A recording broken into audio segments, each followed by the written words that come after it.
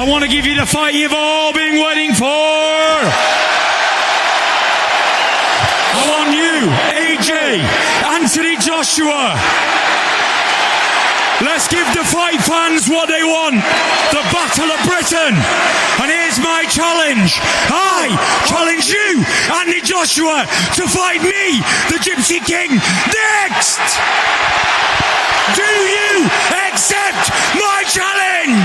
The funniest bit about this is the amount of times Fury's done everything he possibly can to get out of making this fight. That's why AJ's got a face on him like, are you taking the fucking piss, mate? You literally retired when we were supposed to fight after the Usyk fight. We literally retired when I was saying, I want you next. And that's amongst a million other opportunities that have been passed up. Tyson, I've never had no problem getting in the ring with you. I punched you out when we were kids. And after watching you here tonight, I'll punch you up again. With all due respect, tonight is your night. And you know I'll sit across that ring from you in due time. You ain't gonna tell me what to do. I've been chasing you for the last 10 years. When you're ready, you come and see me and tell me your terms and conditions. And I'll have you in the ring when I'm ready. I'm the boss. You work for me. I'm the landlord.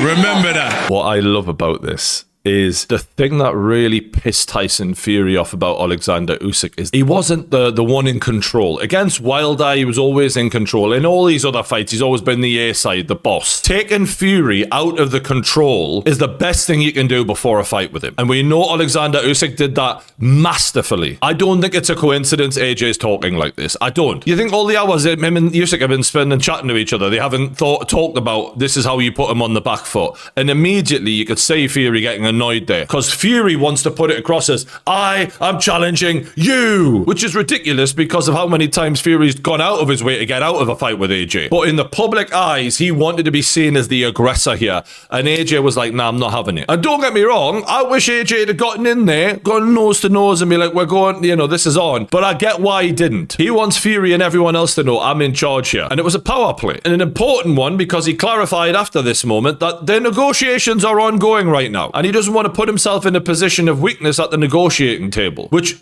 basically has been where this fight has fallen apart countless times now. Now, what will that fight look like? We're going to get into it in today's video, but first, I've got to give a big shout out to today's sponsor. Before you go on any trips away this year, you absolutely need to get this app. I travel all the time, and multiple times, me and the lads have been stung with massive phone bills. You think you're texting on the hotel Wi-Fi, before you know it, you get the phone bill. What was I doing? And it's not just that. Just getting signal when you're away is an absolute nightmare. And this is why I use Saily for just the price of a coffee. Saily will keep you connected wherever you are, so you don't have to hop from hotel Wi-Fi to restaurant Wi-Fi. You're literally going to have the best connection no matter where you are. And it's cheap, so you're not going to get that big phone bill. Honestly, it's a no-brainer. All you have to do is click the link in the description below, install your eSIM, and when you land, boom, you're in business. And every time I've used it, I've had a better connection in the hotel Wi-Fi. I can watch live streams. I can download movies. It's brilliant. When I went to Vegas, this was an absolute lifesaver. And the best bit is there's a 15% discount when you use my link in the description below. Even if you're not traveling till later in the year, I know you might forget. So do it now because this will come in handy. Just go to saily.com/payinggame and you can get 15% off. Do it now. Don't wait until you land and then you regret not doing it in advance because this is a game changer. This is a compilation I've found online here, and I think this is the thing with this fight, right? You need to give it context. What was this fight supposed to be? It was supposed to be a guy with, there you go, no real skill, right? Just running forward like this. The guy's got no skill, Makhmudov, at all. He's stiff, he's slow, he's got a bit of power. For a round or two, that's about it. I wouldn't even say he's in the top 20 heavyweights. And facing him is allegedly the second best heavyweight in the world and one of the greatest, most skillful heavyweights of this generation. So the skill gap should be fucking gigantic, and therefore it should show. Did it look like one of the greatest heavyweights of an era versus a guy not in the top 20? No, it didn't. One half of that's true. Makhmudov looked like he wasn't in the top 20. He looked like he had very little skill. But given the skill gap that we've seen throughout the career of Tyson Fury, I expected a lot more, even with the layoff. And anyone giving it that, oh, he was taking it easy on him because he needed the rounds, shut up. There was no taking it easy in there, right? He was what he was. The goal of this fight was to make Fury look good by giving him an opponent that was perfect to do that. Get the stoppage, make it entertaining. Tyson Fury is back. Triumphant return before the AJ fight. That was the whole point of this. Fury didn't look great. He didn't get the stoppage, and he wasn't entertaining. I'm not saying he should have lost. I'm not saying he didn't look better than the other guy. There was a few little moments early on where Makhmudov would just charge at Fury. You know, no thought, no nothing, just throw leather, and he landed a couple of shots. Fury was actually backpedaling in straight lines, which was enabling Makhmudov to actually catch him here and there. You know, the old Fury, the Matador, you know, the footwork would have been way too clever for him. They showed the Fury brothers looking stressed, you know, in between the rounds, because Makhmudov was unorthodox. He was just, you know, unorthodox is a really nice way to say very unpolished. There was no setup. He wasn't planting his feet to generate maximum power. We watched Francis Ngannou look more polished than this guy. Francis Ngannou never had a boxing match in his life before, but knew to set his feet, hold his guard, you know, counter when Fury is punching so that you've got a better chance of landing on him.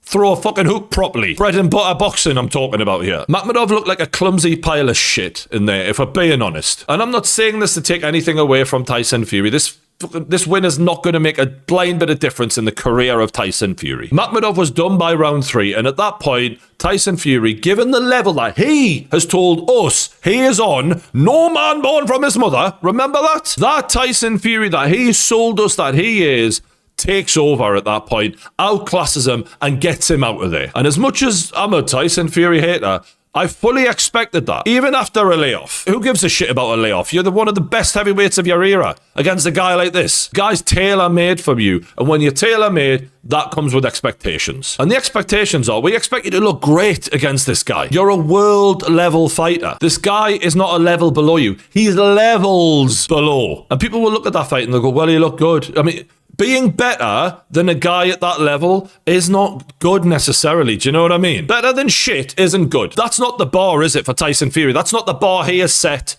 at all. And I'm not trying to, you know, make something up to make him look bad here. This is what he has told us. The level that he says he is on. Greatest of all time, he once said. Greatest of all time. Being better than a poor heavyweight doesn't make it a good performance for me. I'm sorry, like. And going the distance with him is actually quite worrying. Yes, Fury outboxed him, got on the jab, roughed him up on the inside, kind of like what he did with Wilder a bit. But like, as the fight went on, each round was more boring than the last. It became so uninspiring, so uneventful. You were like, nothing's happening here. He's not going to land that big shot and get him going. It's not coming. You can't do it. And that's the actual overriding thing that's going to be overlooked here, because it'll be framed as a warm-up fight. People will sort of ignore this huge important factor here. He couldn't do it. He couldn't get him going. Wasn't that he wasn't trying? He absolutely wanted to get a finish here. There's no two ways about it. But when he landed, it looked messy. It looked laboured. It was lacking in that snap, in that power. And Tyson's never been the most explosive guy, but the delivery has always been quite quick, quite snappy. Makhmudov looked more fatigued than hurt by the end. And there was just a huge lack of quality for me in this fight. Like, yeah, there was moments where Tyson kind of looked like the old Tyson, but it wasn't the same. You're in there with a slow, stiff, hittable fighter. You should look quicker, because you're in there with a guy who is so slow and stiff. Fury looked the slowest I've ever seen him look. And if you look slow against him, well then fuck me. What do you look like when you're in there with a fucking live dog at the world level? That's a worry, because Fury was getting hit and Fury was leaving himself open. But luckily for him, Makhmudov can't even throw a decent punch properly. I know he's knocked people out before and he's got brute strength, but technically, he doesn't actually know how to throw a fucking punch properly, this guy. And his accuracy is horrific. So that's actually one of those fights where you can come away and go, oh, we got the rounds in and all that. But it actually can delude you, because what was coming back was so pitiful that you might not address some of the gaping holes in your game that were there. And why was Fury, rusty or deteriorating? Is it because he's getting older? Is it because he takes the piss when he's not boxing and that gets fat? Doesn't live like an athlete? It's probably a combination of things. But I tell you now, all of these retirements, they will catch up with them, because the reality is, when you live the way he lives, where he clearly, like the shape he's in now, man, fuck me. I watch the strength and conditioning videos that he does. He can't even lift weights properly, and fuck knows what his dietitian's doing. And he's ballooned up and down that many times now. It's not a good look. And I'm not even trying to be a prick about his weight and everything. But something's not right when you look like that in the ring. And because what was coming back at him was so bang average, people will gloss over this. But here's the reality. Tyson Fury has told us for a long time he's an elite fighter. Do you want to see what an elite fighter really does to a Makhmudov? Looking for. Cannot miss. Cannot miss. Great shot. The body shot again. 2 uppercuts.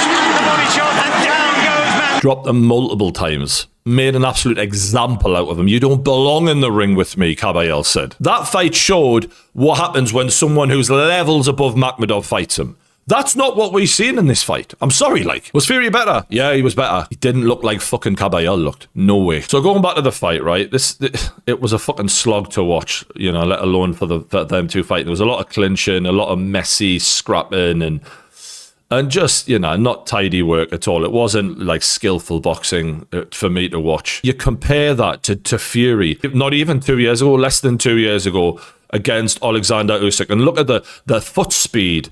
I think he was a very similar weight as well, but the level of output immediately and the speed of hand, he's just, it's a whole nother level. It's levels difference, actually. It just doesn't even look like the same. The movements look the same, but the energy, the athleticism that he's showing here, total different level for me. I think every version, maybe the one after he lost 10 stone might not have done. Fuck me, that was mental. But every other version of Tyson Fury that we've seen smashes that version of Makhmudov to pieces. He picks him apart, breaks him down, and gets him the hell out of there by the midway point. That was what he was supposed to do here. Which begs the question, is Tyson Fury still an elite fighter? Genuinely. Because I think if Daniel Dubois, Itoma, Wardley, if they're in there with that Makhmudov, it doesn't even get to the third round. If Fury's in there with those level of fighters now, I think he's getting carried out of the ring, because they would have fucking flattened him. And going back to the AJ thing, AJ would have assassinated Makhmudov. He would have killed him. This guy was worse than Francis Ngannou, man. And I think the lack of speed is the biggest concern, because Fury was never the hardest hitter. And clearly, Makhmudov wasn't really reacting that badly to any of the shots that were going in. But it was his speed that allowed him to navigate the likes of a Deontay Wilder. That's why he struggled against Francis Ngannou, because he is slowing down slowly but surely, but he's slowing down even more now. So when you get in there with some of these heavy hitters, you're in more of a shootout than you were before. It's not the Klitschko, where you could slip and slide at 245 pounds like grease lightning. That Fury is long gone. And the Fury who fought Usyk looks like he's gone. In the first fight, at least. Even against Deontay Wilder, when he could move, he still got hit and he still got put down. So if you put this version of Tyson Fury in there with Anthony fucking Joshua, and he doesn't have those powers to get out of the way he used to, well, then you're in a shootout, aren't you? And he's got bigger guns. And I think that's exactly why AJ was saying what he was saying afterwards, going, after what I've just seen, you look like a fucking warm-up. Now, this is the thing. AJ might have also deteriorated. That Jake Paul fight doesn't tell with fuck all. He's been in a car accident. We don't know what that's done. But I'm talking even the recent versions of AJ, the one that fought Francis Ngannou, Otto Wallen. If you put that version of Anthony Joshua in with that version of Tyson Fury last night, fucking hell, I think people will get a shock. I think Fury's tough. That's one thing I'm never going to take away from him. So maybe he could get up a few times, he could take the shot. I don't know. I think it's a bad style matchup for him. And ironically, in my opinion, running from AJ, the multiple times he's done so, he actually ran away from the version of himself that was best suited to fighting AJ. And even then, I don't know if he fucking wins. Because you went life and death with Wilder, who's a fucking terrible boxer and is basically relying on, one or two attributes that were very overpowered. AJ is a better boxer by a mile than Deontay Wilder. And you nearly got flattened off him. So even the best version of Fury, there's no fucking... This idea that he would have definitely beat AJ, I disagree with completely. There's a reason why he got tooled up off him when they were kids, when they were young.